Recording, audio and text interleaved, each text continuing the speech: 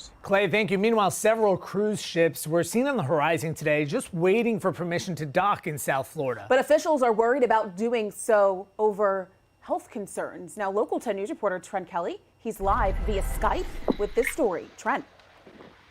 Yeah, guys, if you've been anywhere near the coastline recently, especially at night, it is so hard to miss these huge ships all lighting up the horizon. This all started, of course, all of these ships here in South Florida, this all started back in early March when a lot of these large cruise ship companies began to stop their operations, leaving a lot of these ships that you see here sitting empty of all passengers, only crew on board these ships right now. Now, here in Miami-Dade County alone, there are currently 7 cruise ships that are anchored off the coast of Miami Beach, with most of those coming back to port periodically to refuel.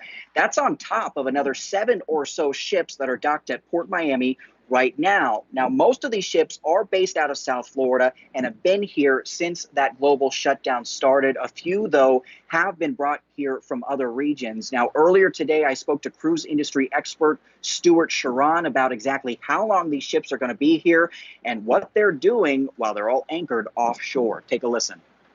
So right now, with the different clusters of cruises, so we have some in port and some anchored offshore, and then a couple of clusters in the Bahamas.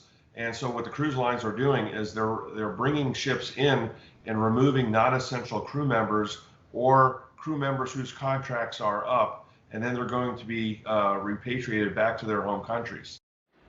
Now, Sharon says the few workers who are remaining on board are mostly carrying out their normal duties, including routine cleanings. That's on top of their normal maintenance work. He says some, though, do get to enjoy the onboard amenities. But obviously, guys, the longer that these ships sit empty of any passengers, the harder this crisis will be on the cruise lines themselves, which do employ a lot of people here in the South Florida region. Sharon, though, says he is still confident, though, that the industry itself will rebound when all of this eventually passes.